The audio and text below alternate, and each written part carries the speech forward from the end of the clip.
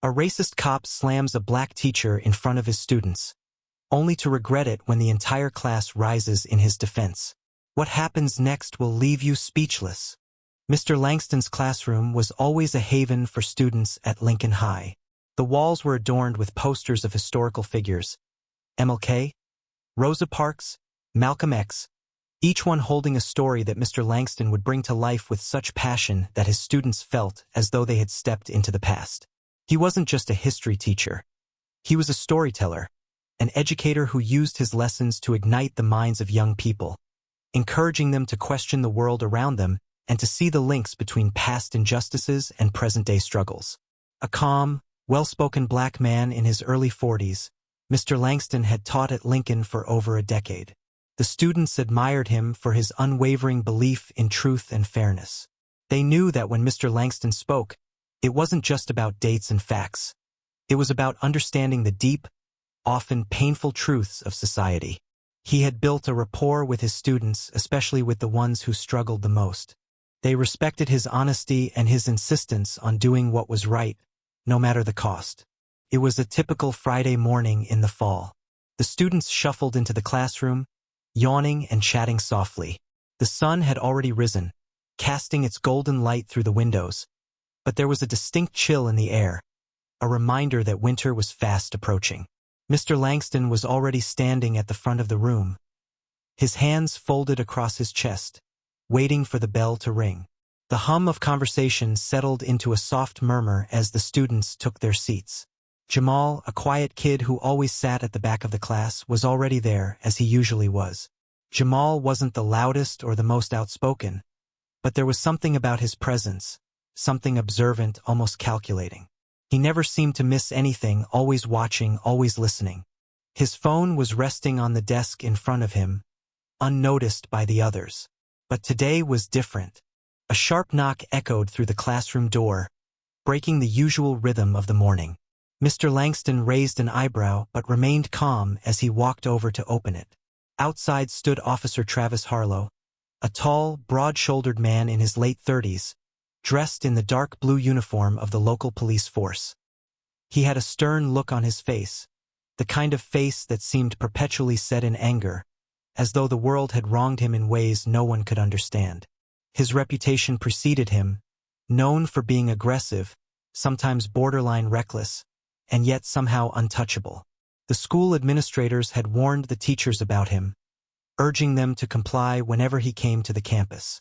After all, he was a necessary presence. "Morning, Mr. Langston," Harlow said gruffly, his voice as sharp as his expression. "I'm here for a routine drug sweep. I'll need to search the classroom." Mr. Langston stood still for a moment, his mind processing the request. No warrant. No explanation. Just an officer barging into his classroom like it was an extension of his jurisdiction. He knew the law, knew his rights, and he wasn't going to let Harlow walk all over him. "Not here. Not now." "I'm afraid you'll need to provide some documentation for that, officer," Mr. Langston replied, his tone firm but respectful. His calm demeanor never faltered, but there was a quiet defiance in his eyes that spoke volumes. The class fell silent, the students suddenly realizing that something was off. This wasn't a drill. This wasn't a routine visit. Something was about to happen. The tension in the room hung thick in the air. Harlow didn't take kindly to being questioned. His lips curled into a sneer, and without warning, he stepped into the classroom, pushing past Mr. Langston with a force that made the teacher stumble back slightly. It happened so quickly that the students barely had time to react. Harlow's hands shot out, gripping Mr. Langston by the arm, and in one swift, violent motion, he shoved the teacher hard against the whiteboard. The sound of the impact was loud and shocking, the markers falling from their tray to the floor with a clatter that seemed to echo through the room. Mr. Langston hit the board with a force that knocked the breath from his lungs. His vision blurred for a moment, but he quickly regained his composure, standing tall despite the pain. "Get off me," Mr. Langston managed to growl, his voice strained but strong.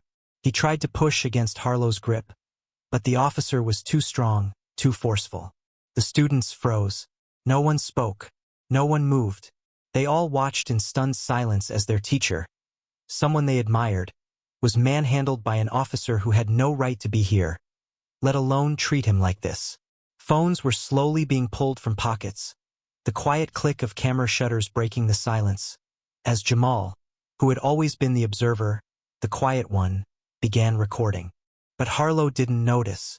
He was too busy with his own power trip, too busy making an example out of Langston.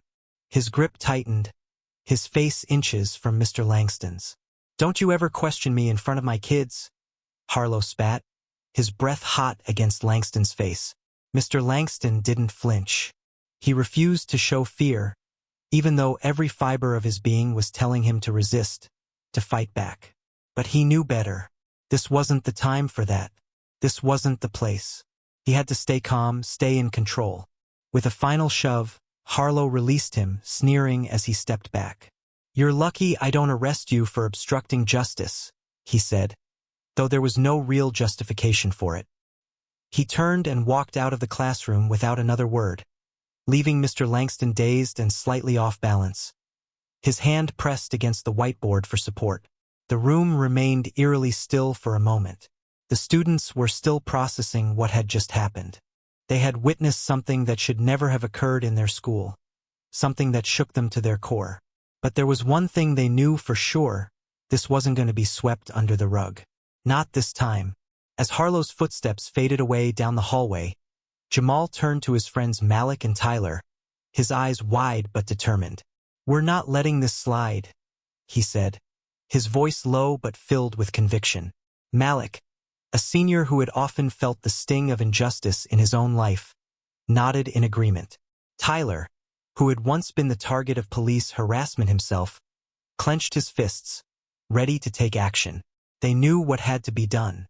They weren't going to let Mr. Langston's dignity, or their own, be trampled on by a man who thought he was above the law.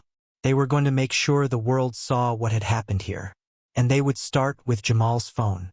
The video of Officer Harlow's attack would be the first step. But it was just the beginning. They had no idea what kind of storm they were about to stir up. But one thing was clear: Harlow had made a grave mistake. And these students weren't going to let him get away with it. The school bell rang just as the first whispers of the incident spread like wildfire across Lincoln High.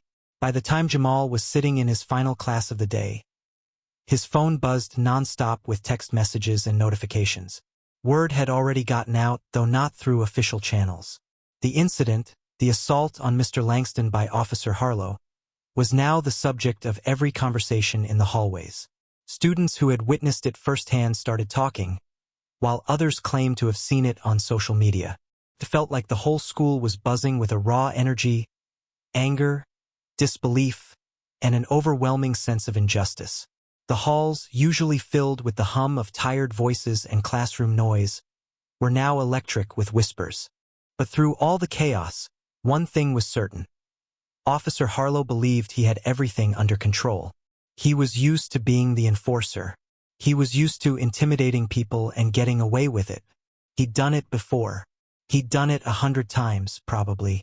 When Jamal's phone pinged with a notification from his Instagram account, he paused for a moment to read it. It was a message from an anonymous student. "Check Lincoln Truth." Jamal's fingers trembled slightly as he unlocked his phone. The screen lit up with the now infamous video, one that would change everything. It was all there, everything that had happened in that classroom. He watched the way Officer Harlow had shoved Mr. Langston against the whiteboard, knocking over the markers and leaving his teacher struggling to stay on his feet.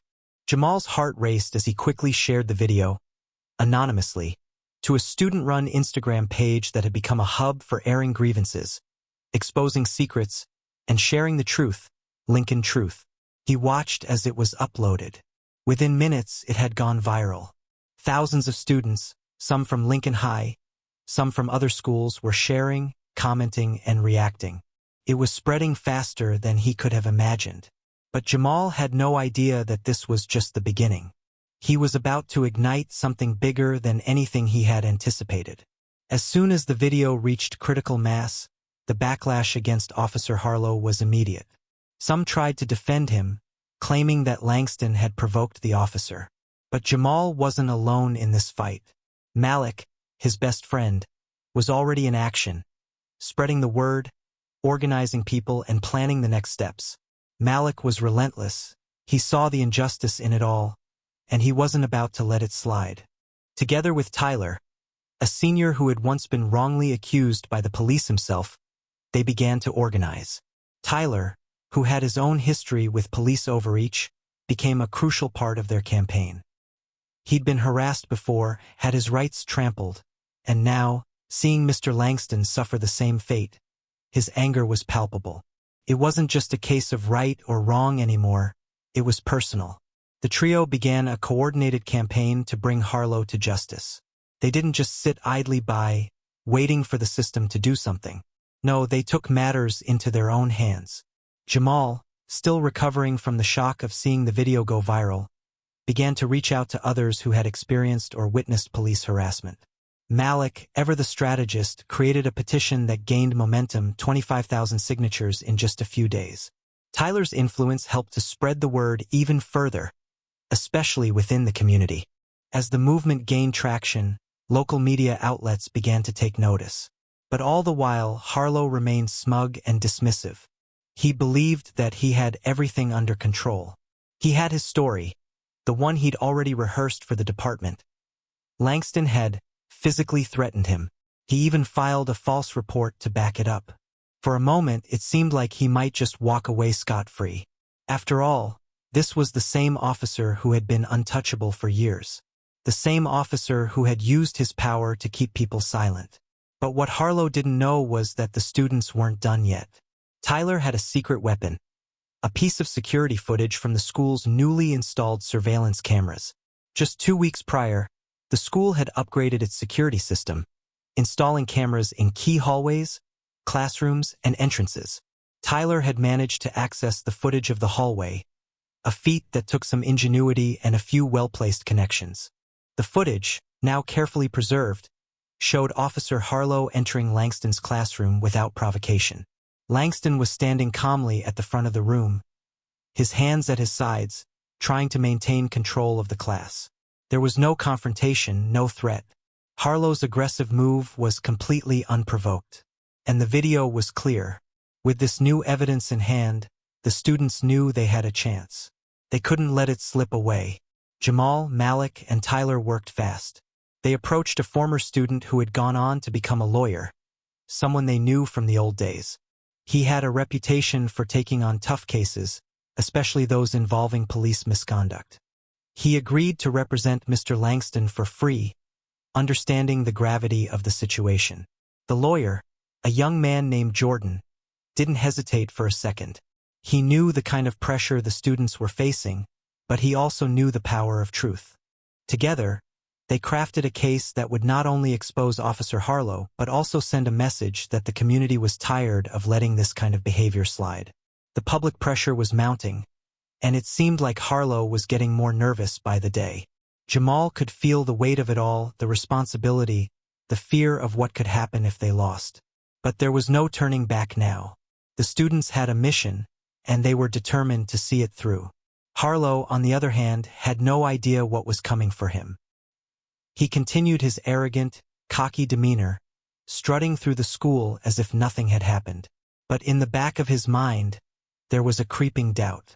The students were relentless, and now they had the law on their side. Soon, it would be his turn to face the consequences. As the days went by, Jamal found himself replaying the footage over and over in his head. Every time he watched it, his anger grew. He couldn't believe the audacity of the officer. Harlow wasn't just a symbol of police brutality. He was the face of everything that had been wrong with the system. The thought of Langston, someone who had always stood up for his students, being so brutally treated, it made Jamal sick. The walls were closing in, and the day was coming when Harlow would have to face what he had done. No longer could he rely on the power of his badge to shield him from the truth. The students were ready to take it all the way. The question was no longer whether Harlow would be held accountable, but whether he could escape the inevitable fallout. And that, Jamal realized, was something he could not allow to happen. The final pieces were falling into place, and the fight for justice was far from over. The next step would be even bigger, but for now they had everything they needed. The system was starting to crack. And Jamal, Malik, and Tyler were at the heart of it. The day of the emergency hearing arrived with a palpable weight in the air. The normally quiet halls of Lincoln High were abuzz, filled with an unusual energy as students and parents alike filed into the auditorium. The room was packed to capacity, the tension so thick it was almost suffocating. Media vans parked outside, their cameras ready to capture every moment. The buzz of conversations grew louder as the school board members took their seats on the stage, their stern faces reflecting the gravity of the moment. Inside, Jamal sat at the back of the room, his heart pounding in his chest. This wasn't just any ordinary school hearing. It was the moment when the truth would come to light. He glanced over at Malik and Tyler, seated nearby.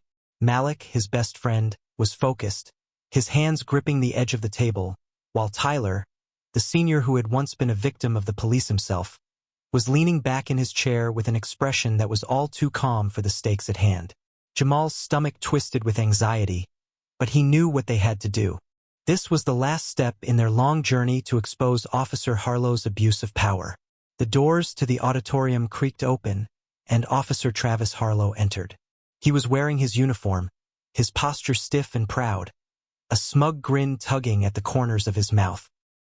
He seemed to walk with a kind of arrogance, as if the weight of the moment didn't bother him in the slightest. Jamal's grip tightened on the armrest. Harlow, as always, exuded the air of someone who thought they were above it all. But Jamal knew something that Harlow didn't.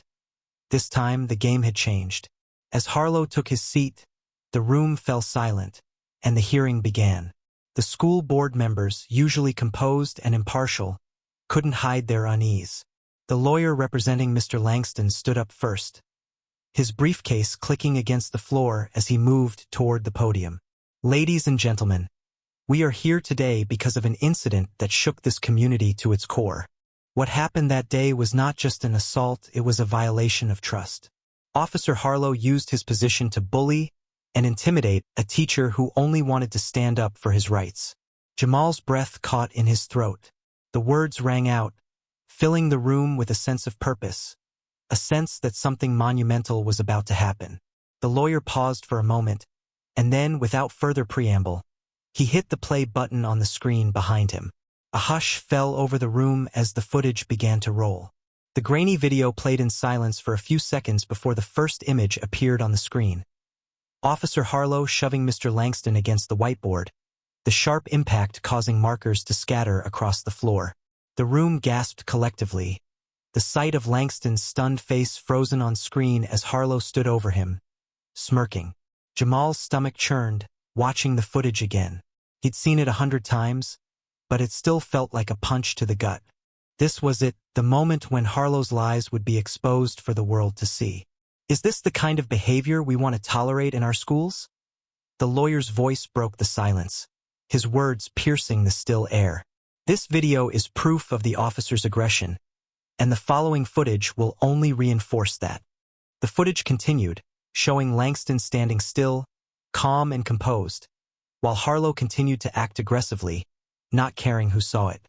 Harlow's smug expression, his dismissive body language, it was all captured, undeniable evidence of his misconduct.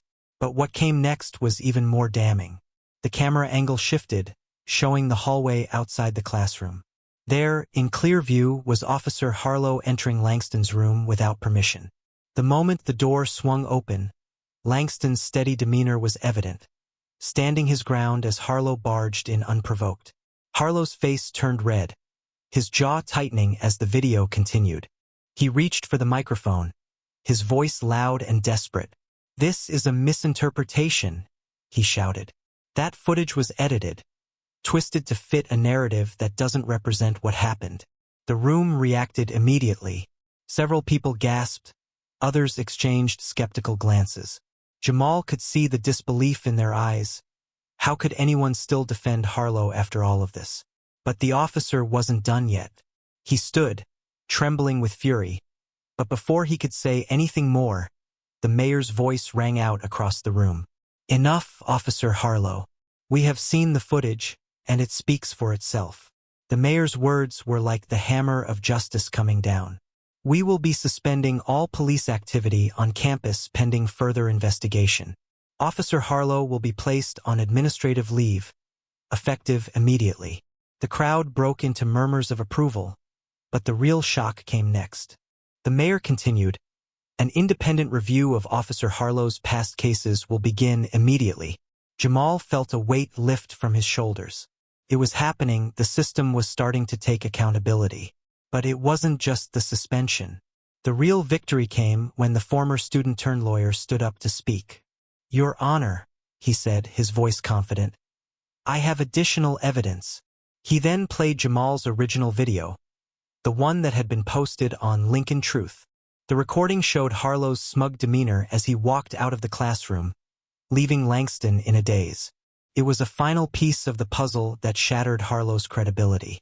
The judge nodded approvingly, but the moment that followed was even more surprising. Several students, including Malik and Tyler, were invited to testify. Their voices were calm but filled with conviction. Tyler, speaking from his own painful experience with police misconduct, gave a powerful statement that left the courtroom in stunned silence. He spoke about how Harlow had once falsely accused him of a crime, something that had haunted him for years. But today, Tyler was no longer afraid. Today, he stood tall. Malik, standing beside him, added his voice to the chorus. "We're not going to let this slide. Not anymore. If we don't stand up for what's right, who will?" Jamal sat back, watching the moment unfold. He couldn't believe it. These students, the ones Harlow had once dismissed as just kids, were now the ones holding the power. The judge deliberated for a few moments, then delivered the verdict. Officer Travis Harlow is found guilty of assault and misconduct. His actions were not only reckless but also a violation of the trust placed in him by this community. The room erupted into applause, and Jamal could hardly believe it. Harlow, who had once been untouchable, had been brought to justice. But the real victory was more than just a legal win. It was the message it sent. Change was possible even in the most entrenched systems.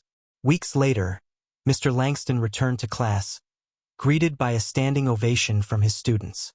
The hallways buzzed with excitement, but Jamal knew that the battle wasn't over. The students had forced policy changes. Body cams were now mandatory for all on-campus officers, and a student-led oversight committee had been established. This was just the beginning. And as for Jamal, he had turned his phone into a tool for justice, and in doing so, he had earned something far greater than a viral video. He had earned a scholarship to a top university for journalism. The quiet observer had become the voice of change. He smiled to himself as he walked out of the auditorium, knowing that the fight for justice wasn't over. It had only just begun. Disclaimer: the story you just watched is fictional, created to highlight issues of racial injustice and abuse of power. Its purpose is to raise awareness, promote empathy, and encourage meaningful discussions about justice, equality, and accountability in law enforcement.